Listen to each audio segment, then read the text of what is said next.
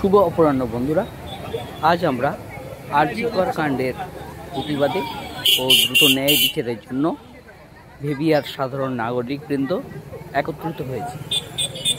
আমরা প্রথমে বাসস্ট্যান্ড থেকে টালিকারখানা, তারপর টালিকারখানা থেকে কদমতলা এবং কদমতলা থেকে বাসস্ট্যান্ড অবধি একটি মিছিল যাত্রা করব। তারপর বাসস্ট্যান্ডে এসে আমরা একটি অনুরতভাবে পথসভার আয়োজন করব। তো দেখতে থাকুন আমাদের এই প্রতিবাদ মিছিল।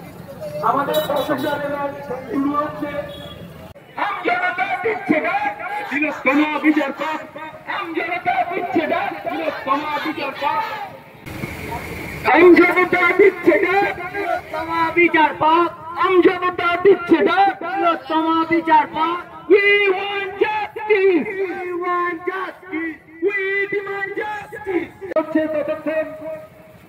সারা ভারতবর্ষে এমনকি বিভিন্ন দেশে এই আইনের দাবিতে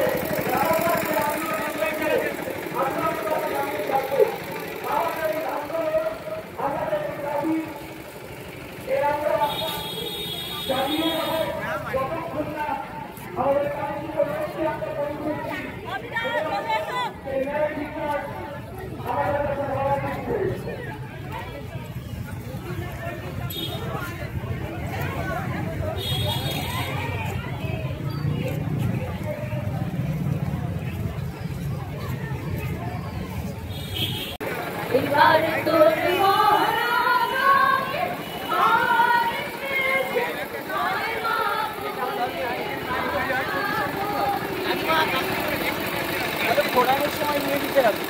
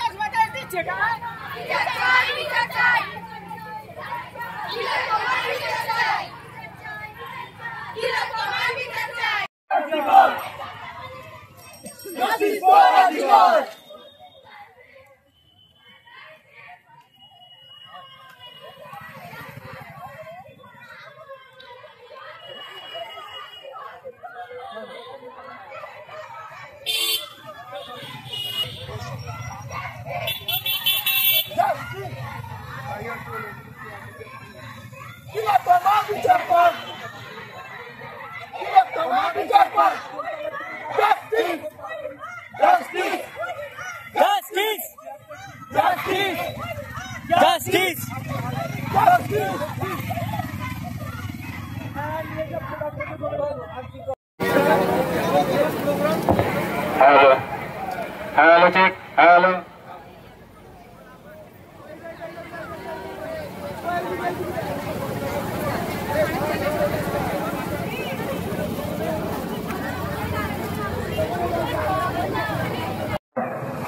এতক্ষণ ধরে দীর্ঘ পথ পরিক্রমার শেষে আমরা ভেভিয়া বাস স্ট্যান্ডে সমবেত।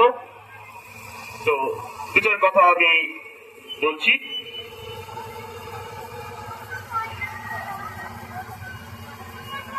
2024 সালের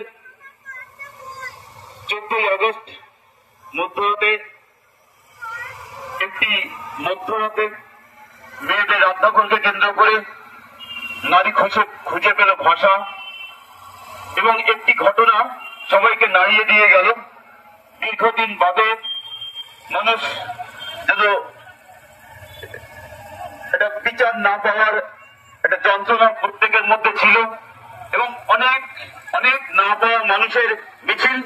এই মিছিল অরাজনৈতিক, এই মিছিল সর্বদলের, সর্বজনগণের, এবং জনসাধারণের, এবং এই মিছিল সম্পূর্ণ নিরস্ত্র অথচ শক্তিমান।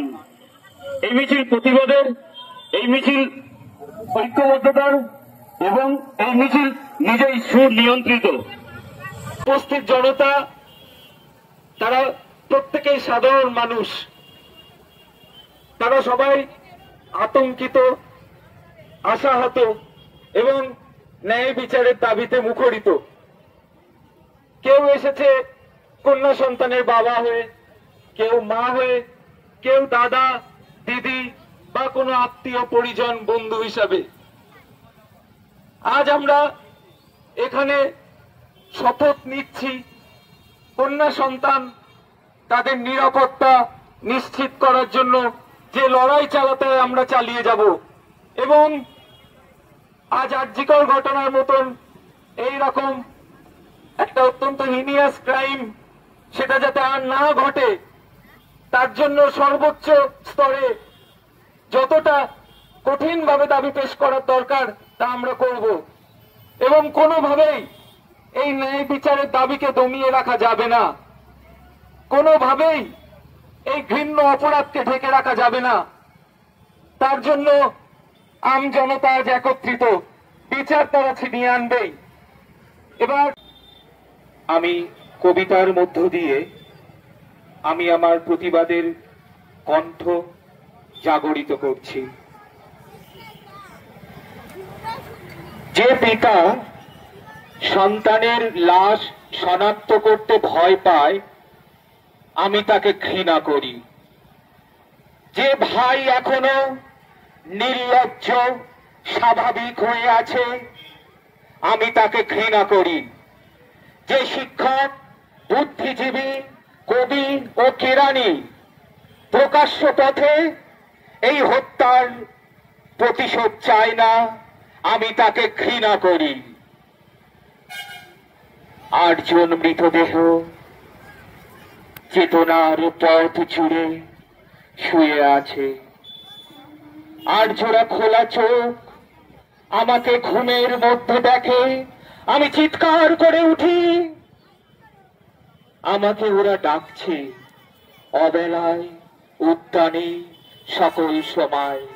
আমি উন্মাদ হয়ে যাব, আমি আত্মহত্যা করব, যা ইচ্ছা তাই করব।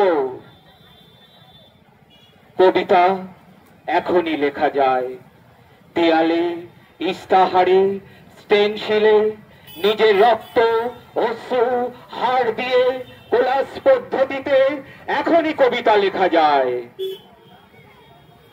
তীব্রতম যন্ত্রণায় ছিন্ন ভিন্ন মুখে, সন্ত্রাসের মুখোমুখি, ভ্যানের হেডলাইটের ঝলসানো আলোয় স্থির দৃষ্টি রেখে এখনই কবিতা ছুড়ে দেয়া যায়। .38 ও আরো যা যা আছে হত্যাকারীর কাছে সবকিছু অস্বীকার করে এখনই কবিতা লেখা যায়। লকআপের পাথর হিমকক্ষে, হত্যাকারীর বিচারালয়ে, মিথ্যা শিক্ষার বিদ্যায়তনে, শোষণ ও ত্রাসের রাষ্ট্রযন্ত্রের মধ্যে, সামরিক অসামরিক কর্তৃপক্ষের বুকে কবিতার প্রতিবাদ প্রতিধ্বনিত হোক। বাংলাদেশের কবিরাও লোরকার মতো প্রস্তুত থাকুক। হত্যার শ্বাসরোধের লাশ নিখোঁজ হওয়ার স্টেন গানের গুলিতে সেলাই হয়ে যাবার জন্য প্রস্তুত থাকুক। এই মৃত্যু উপত্যকা আমার দেশ নয়, এই জল্লাদের উল্লাস মঞ্চ আমার দেশ নয়, এই বিস্তীর্ণ শ্মশান আমার দেশ নয়, এই রক্ত স্নাত কসাইখানা আমার দেশ নয়। মৃত্যুর উপত্যকা, কবি নবারুণ ভট্টাচার্য। হ্যাঁ, আমার নাম তৃষা কর্মকার। আপনারা অনেকেই জানেন যে আমি বর্তমানে college of medicine and GNM হসপিটালে তৃতীয় বর্ষের ডাক্তারি পড়ুয়া ছাত্রী। তো আজকে আমি আমার কিছু পার্সোনাল অভিজ্ঞতা, আমি যেটা দেখেছি কলেজে এবং তার চারপাশের পরিবেশ, সেটা সম্পর্কে কিছু বলবো আমি এখন আর কি। তো 1 মাস হয়ে গেল, দিদির যে ঘটনাটা হয়েছে তার 1 মাস হয়ে গেল।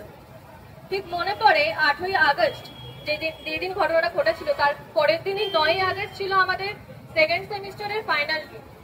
তো সেই দিনে অবশ্যই আমাদের এক্সাম পরে আমরা বসেছিলাম ডেমোস্ট্রেশন রুমে। তো হঠাৎ করে আমাদের কাছে খবরটা আসে যে একজন ডাক্তারি পড়ুয়া ছাত্রী আরজি কর মেডিকেল কলেজে পালমোনারি মেডিসিন বিভাগের দ্বিতীয় বর্ষের পিজিটি ছাত্রী, তার রেপ অ্যান্ড মার্ডার কেস। তো স্বাভাবিকভাবে আমাদের মনে একটা ভয়ের পরিবেশ তৈরি হয়ে যায়। তার সঙ্গে সঙ্গে তখন কিছুক্ষণ পরে আমরা জানতে পারি যে ওই দিদিটা, তিলোত্তমা বলুন বা অভয়া বলুন, তিনি আমাদের কলেজেরই মানে college of medicine and JNM হসপিটালেরই এমবিবিএস ছাত্রী ছিলেন, আমাদের কলেজের অ্যালুমিনাই। তখন তো কি বলবো, এক আলাদাই অনুভূতি আমাদের মনের মধ্যে, ভয়, একটা মিক্সড ফিলিং বলতে গেলে, যে ঠিক প্রফেশন আমরা চুজ করেছি কিনা সেটা নিয়ে বরং দোটানার সৃষ্টি হয়েছিল। তারপর থেকে শুরু হয় আমাদের অভিযান, আমাদের প্রতিবাদ। 8ই আগস্ট 9ই আগস্ট রাত থেকেই মোমবাতি মিছিলের মাধ্যমে যে অভিযানটা শুরু হয়, তা এখন স্বাস্থ্য ভবন অভিযান, লালবাজার অভিযান, দেখতেই পাচ্ছেন আপনারা। তো কথাটা এটাই যে অভিযানটা কেন হচ্ছে, সত্যিই কি নিরাপত্তার অভাব আছে? প্রতিবাদী মঞ্চ, আমরা একটা সেনসিটিভ বিষয় নিয়ে আমরা সমবেত হয়েছি। সেই বিষয় সম্পর্কিত একটা ছোট্ট কবিতা। কতটা মিছিল পায়ে হাঁটলে বড়, অবিচার থাকবে না আর কতগুলো মোমবাতি উঠলে জ্বলে মুছে যাবে এই আধার, কতগুলো স্লোগানের সুর ভেসে এলে জাস্টিসে পড়বে না বাজ, আর কতগুলো জীবনের বিনিময় হলে পাবো এক সুস্থ সমাজ। এই একটা ছোট্ট কবিতার মধ্য দিয়ে কবি অনেক কিছু বোঝাতে চেয়েছেন। নমস্কার। আজ আমরা সকলে এখানে যে উদ্দেশ্যে এক হয়েছি, আশা করি সকলেরই জানা। দিনের পর দিন এই মেয়েদের উপর যে পাশবিক এবং অমানবিক অত্যাচার হয়ে চলেছে, তার জন্য আরো মানে তার থেকে আরো দুঃখের বিষয় যেটা, সেটা হলো যে এর বিচারের জন্য আমাদেরকে মানে পথে নেমে এসে লড়াই করতে হচ্ছে, যেটা একেবারেই কাম্য নয়। তাই আমার মতে নিজেদের রক্ষার্থে আমাদের নিজেদেরকেই আরো বেশি করে এগিয়ে আসতে হবে এবং তার জন্য আমাদের আরো অনেক বেশি সচেতন হতে হবে, কঠিন হতে হবে এবং চুপ করে না থেকে আরো বেশি করে প্রতিবাদ করতে হবে। তবেই হয়তো আমরা নিজেদের অধিকারটুকু যে বুঝে নেওয়ার যে সাহসটা, সেটা আমরা দেখাতে পারবো। তো এই প্রসঙ্গের উপর ভিত্তি করে আমি একটি কবিতা পাঠ করার চেষ্টা করছি। সকলের কাছে অনুরোধ, কোনো ভুল ত্রুটি যদি হয়ে থাকে আমাকে মার্জনা করবেন।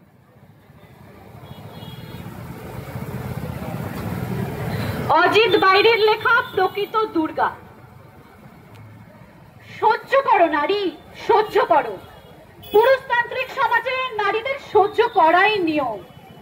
ধর্ষণ করে, খুন করে দেহ পুড়িয়ে দেওয়া হবে, প্রশাসন জেনেও জানবে না।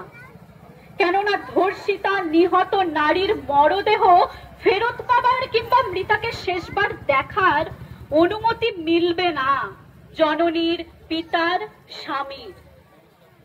সহ্য করো নারী, সহ্য করো।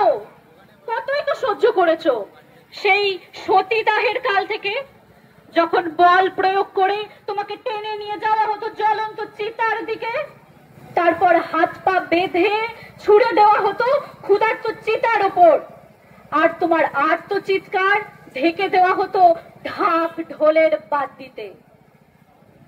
তুমি সহ্য করেছো অনেক অগ্নি পরীক্ষা থেকে ব্রত হরণের অপমান, তোমাকে বাধ্য করা হয়েছে গ্রহণ করতে পতিতাবৃত্তি। রাজ দরবারে কখনো নৃত্য পটীয়সী, কখনো বজ্রায় প্রমোদে ভ্রমণে দেহ সঙ্গিনী। ঝাড় লণ্ঠনের আলো আর নুপুর নিক্কণে উচ্চকিত হয়েছে হারেম, আর তোমার চোখের জলে ভরে গেছে উন্মাদের নিশি যাপনের রঙিন পেয়ালা। এসবও সহ্য করেছো তুমি, বলো সহ্যের আরো কি বাকি? নিজের দেহকে এবার করে তোলো কোষ্ঠী পাথর, ওষ্ঠে রাখো বিষ, যেন চুম্বন করা মাত্র নীল হয়ে যায় প্রেমহীন কামার্ত পুরুষের পাশব দেহ। নিষ্কলুষ ভালোবাসা তুমিও চেয়েছিলে। পুরাণের সতী বেহুলা শৈব্যার আত্মত্যাগ প্রস্ফুটিত পদ্মের মতো পাপড়ি মেলে আছে। যদি প্রেমের কাছে কেউ পরাজিত না হয়, তবে অস্ত্র তুলে নাও হাতে, অসুরের বক্ষ বিদীর্ণ হোক তোমার ত্রিশূলে, তুমি হও পশুত্ব নিধনের প্রকৃত দুর্গা। ধন্যবাদ সকলকে। কপাট ভেঙে ফেল করলে লোপাট, রক্ত জমাট শিকল পূজার পাষাণ বেদী, কারা রইল কপাট ভেঙে ফেল করলে লোপাট, রক্ত জমাট শিকল পূজার পাষাণ বেদী। ওরিয়া তোর নিশান বাজা তোর প্রলয় বিষাণ, ধ্বংস নিশান নুরূপ প্রাচীর প্রাচীর ভেদী। ওরিয়া তোর নিশান বাজা তোর প্রলয় বিষাণ, ধ্বংস নিশান ওরূপ প্রাচীর প্রাচীর ভেদী। কারা রইল কপাট ভেঙে ফেলে করলে লোপাট, রক্ত জমাট শিকল পূজার পাষাণ বেদী। গাজনের বাজনা বাজা, কে মালিক কে সে রাজা, গাজনের সাজা মুক্ত স্বাধীন সত্যকে, কে দেয় সাজা মুক্ত স্বাধীন সত্যকে রে।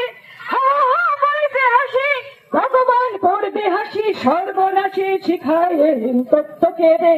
তারা রইল কপাট ভেঙে ফেলে করলে লোপাট, রক্ত জমাট শিকল পূজার পাষাণ বেদী।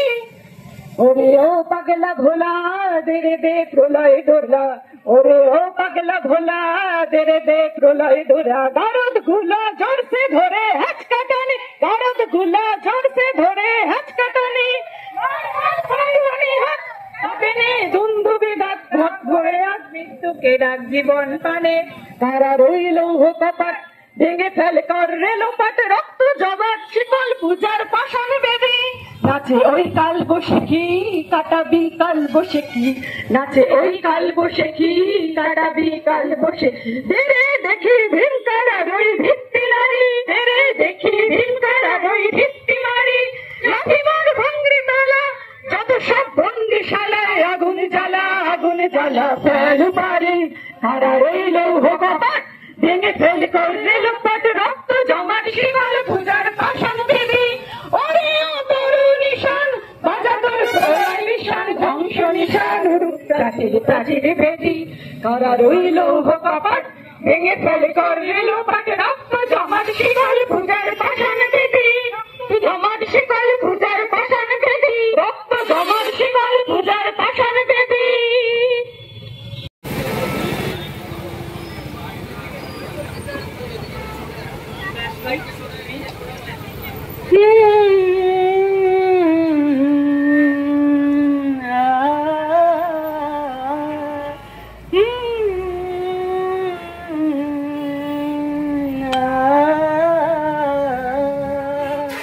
ঝুলছি এক পাহাড় অসহ্য অবিচার, স্তব্ধ হয়েছিল তারা ব্যস্ততা হাজার।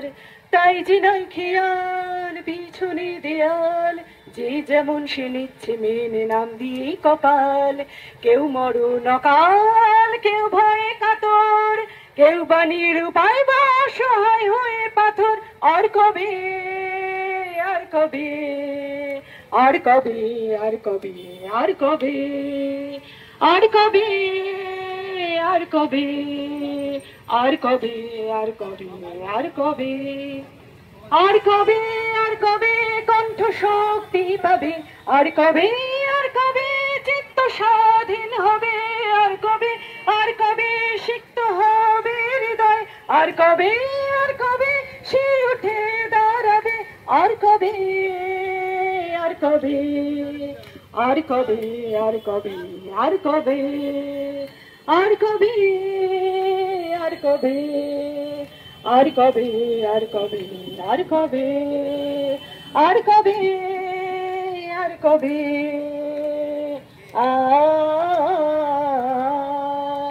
আর কবে, আর কবে,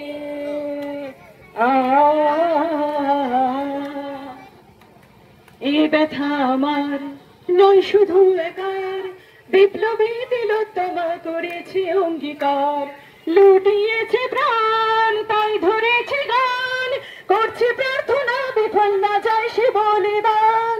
আজ উঠুক জেগে সুপ্ত চেতনা, অন্ধকার হতে আলোক হোক না পাচ্ছে না।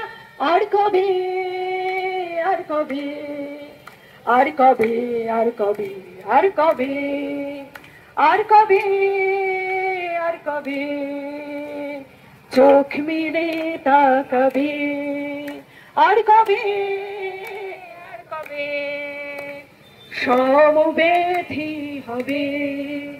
আর কবে, আর কবে, মনটা হবে স্বাধীন। আর কবে, আর কবে, ফের ঘুরে দাঁড়াবে। আর কবে, আর কবে, কণ্ঠ শক্তি পাবে। আর কবে, আর কবে, চিত্ত স্বাধীন হবে। আর কবে, আর কবে, সিক্ত হবে হৃদয়। আর কবে, আর কবে, সে উঠে দাঁড়াবে। আর কবে, আর কবে,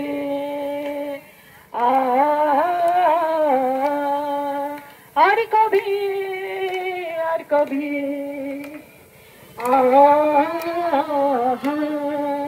আর কবে, আর কবে,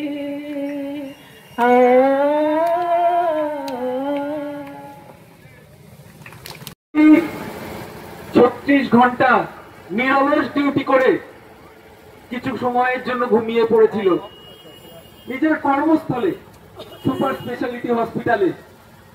ভেবেছিল শান্তিতে কিছুটা সময় ঘুমিয়ে নেবে, আবার কাজে যোগ দেবে, মানুষের সেবায় আবার নিজেকে নিয়োজিত করবে। সেই ঘুম যে তার চির ঘুম হয়ে যাবে, সেই ঘুম থেকে সে আর কখনো নিজের মায়ের কোলে ফিরতে পারবে না, সে দুঃস্বপ্নেও ভাবতে পারেনি। যে সাপদেরা আজ তাকে এই পরিণতির মুখে ঠেলে দিয়েছে, আমরা যে কোনো মূল্যে তাদের মুখোশ খুলবো, তাদের আমরা জনতার আদালতে টেনে আনবো, তাদের ন্যায় বিচার দাবি করব। প্রশাসনের কাছে, সর্বোচ্চ স্তরে প্রশাসনের কাছে আমাদের একটাই দাবি, ন্যায় বিচার চাই, ন্যায় বিচার আমরা আদায় করবই। এরপরে আমাদের কাকলিদি